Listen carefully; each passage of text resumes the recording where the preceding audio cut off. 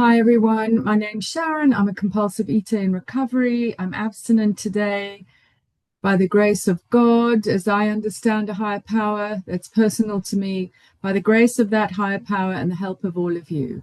And I know I'm abstinent because, like you, I plan 3 weighed and measured meals a day from the Grey Sheet food plan. I write my meals down. I commit them to my sponsor. I don't eat in between my meals, no matter what. And I make protecting my abstinence the most important thing I do every day, a day at a time, a meal at a time. My abstinence date is the 25th of March, 2006. And when I say that, and then I calculate how long that's been, I can't imagine how I've been doing this for 19 years. So I have, and that's just the truth of it. I'm also 19 years older than I was when I started. So I started I was 37 when I got Grey Sheet Abstinent. I'm now 57. I turned, anyway, you can do the math. So how I feel and think and behave in my mind and in my body and in my environment is very different to the way that I thought and felt and behaved when I got here.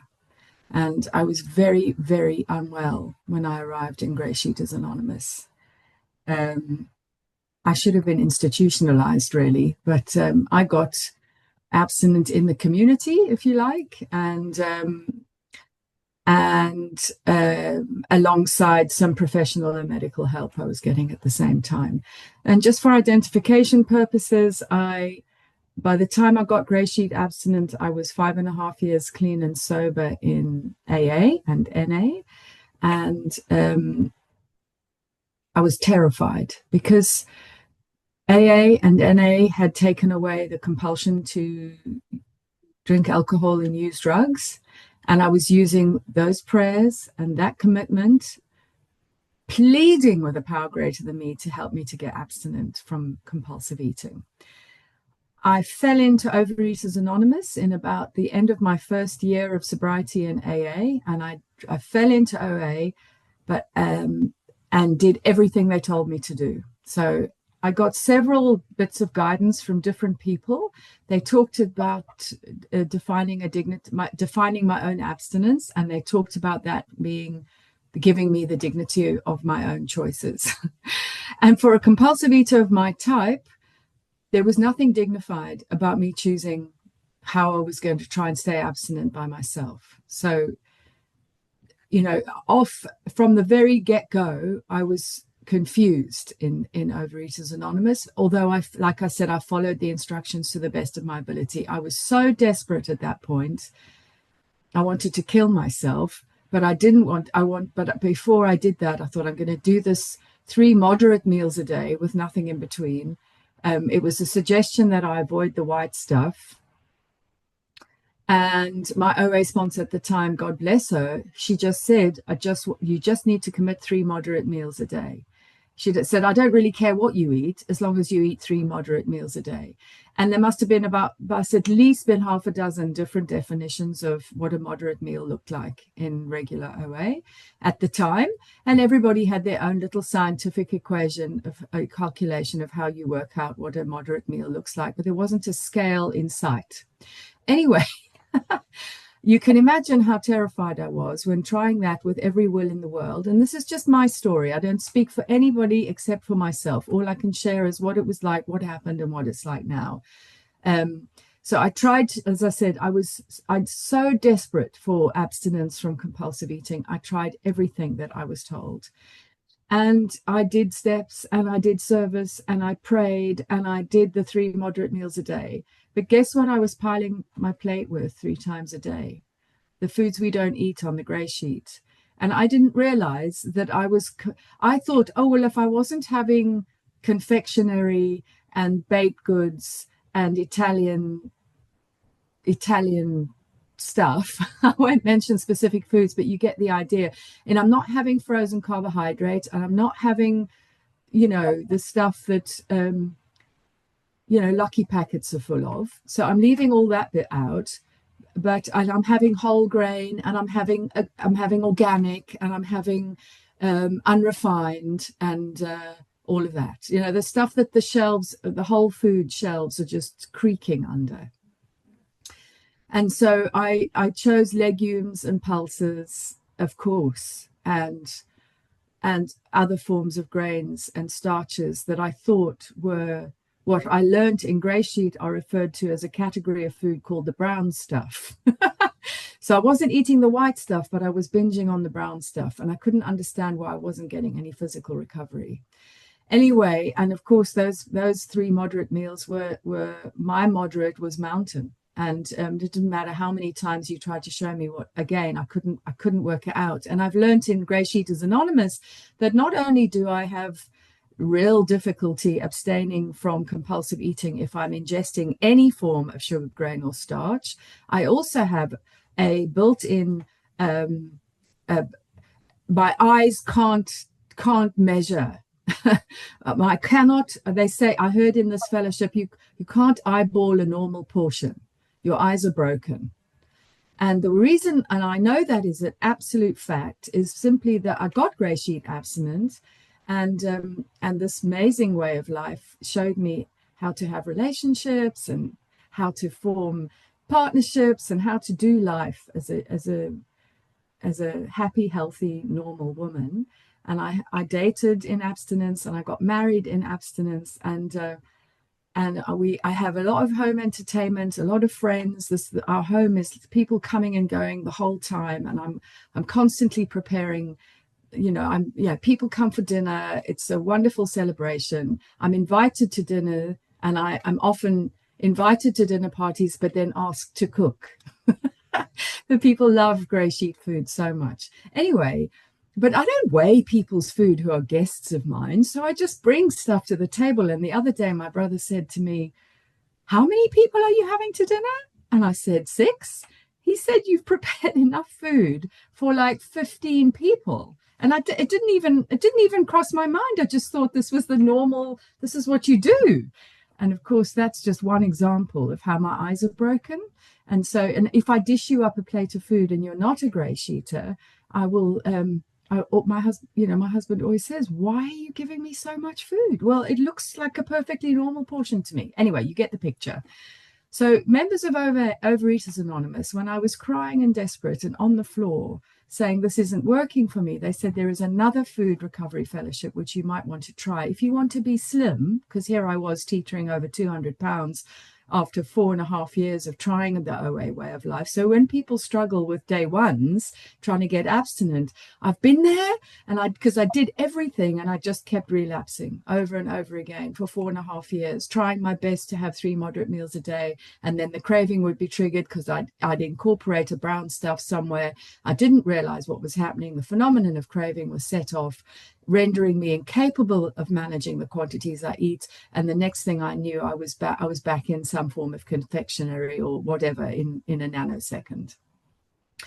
And so by the time after 4.5 years of suffering, because I can only describe it as suffering, I had very little freedom trying to do that. 3 moderate meals a day with nothing in between. Very little freedom and peace of mind and serenity. The volume was turned down for a little bit of time, but certainly I only really discovered what true peace around food felt like when I started following the Grey Sheet way of life and doing what you told me to do. And so I got to Grey Sheet, as I said, my day one is the 25th of March 2006, but my first experience of Grey Sheet wasn't on that day. That I cried out in an AA meeting, sobbing like they were going to call an ambulance because I was inconsolable, and having an hysterical episode. It must have been frightening for other people watching me because they didn't know what to do with me. My crying out was, "There's more wrong with me than I'm just a recovering alcoholic. I can't stop eating." And there was a woman in that group who I used to be terrified of. I'd watch her. She was gracious. She was kind. She was patient. She seemed to, when she spoke with a real sense of like an inner calm. She had self-respect. She had 5 minutes, Sharon. Thank you, Laura. And I didn't have a clue what she had. Little did I know she was a grey sheeter. And at that rock bottom moment, she invited me to come and sit with her in her car after that meeting. And like I said, I just cried the whole time. I was bright red. That was the allergic reaction. I was swollen. I was so inflamed from my allergic reaction to sugar, grains, and starch. I was like a balloon. It was as if I had been stung by a bee, and it's all part of me was swollen. And she just listened to me sharing. For the first time, I told another human being the exact truth about what I was doing with the food, in between sobs. And she just looked and she just said to me, Sharon, you've just told my story, and I'm telling you, I found a solution. I'm in recovery from that condition. I don't suffer with that anymore. And then she said her gray sheet mantra. She said, I weigh and measure 3 meals a day from a food plan with a list of foods I can have. I work with someone who tells me how much I can have and how often. I write my food plan down every day, and I let this person know that's what I'm going to eat. And then I eat what I say I'm going to eat. And that's how we define our abstinence. And I thought, surely it can't be as simple as that. Then she invited me into her home. And she said, have you got a set of scales? And I said, no. She said, well, you can borrow these, but I want them back. and then she showed me. This person, as I'm a complete stranger, in her kitchen, she started to chop and cook and prepare lunch, an abstinent grey sheet lunch for me. And I could not believe what I was seeing. The banquet that she was preparing with proteins that I would never consider as, because of course I lived in a diet mentality. Everything was going to be white and light, lean and green, in brine or fat-free. And here she was making this incredible, abundant, delicious banquet. And the colors and the grilling and just the whole way she prepared it. And then she weighed and measured, and I thought, surely we can't eat all this at one sitting. And we did, and it was delicious. And immediately there was something went in my brain. There was this volume that was turned right down. There was something, peace that come over me, that I thought, so I can eat this abundantly and be abstinent. And this is what I have to do anyway. So I committed an evening meal, and I committed a breakfast for the following day. And she said, I can get you started. You're going to need to find a sponsor, but I'll get you started. And that was the beginning of my journey. And all I can tell you in the short amount of time I've got left, just under 2 minutes, is that I threw myself into this program with every ounce of my being. And there was no arguing in my mind. There was no, why isn't it on the grey sheet? Why can't I do this? Why is there was no fight. There was a complete surrender. Just tell me what to do. I just wanted the suffering to stop. And the suffering stopped. And I weighed and measured, and the noise went away. And I started to feel what it feels like to be free of the obsession of restricting, dieting, and binging. That was my cycle. Restrict, binge, diet, binge, restrict, like so. And it was horrendous. And that plagued my entire childhood. From the age of 6, I knew I ate differently. By the age of 12, I had a horrendous I was a laxative bulimic. Thank you, Laura. By the age, and the rest of my story. I mean, I developed a horrendous crack addiction because cocaine was a huge appetite suppressant, but I was the fattest crack addict in the crack house. By the time I was 31, I was teetering over 200 pounds with a crack addiction. Anyway, I got abstinent and clean, and then I got sober and clean, and then I realized what was really going on. And so I'll keep coming to GreySheeters Anonymous, and I keep doing this because it gives me the most incredible life. And if you're new and struggling, for me, it was a question of I had no fight left in me. Just tell me what to do. And I've got no fight in me. I'm not looking for an easier, softer way. And I'm not battling any demons that are trying to tell me there's some other way that I can do this. I don't have to battle it. It's a gift that I now protect with every ounce of my being because I don't want to lose it. I have such an incredible life because I do this. And I don't do it alone. I do it with you. That's another reason I have an incredible life, because you tell me how to live my life without being in the food. So outreach is amazing. Keep outreaching. Somebody in here has had what you're going through and has been through it without losing their abstinence. Thank you for listening. I'll leave it there.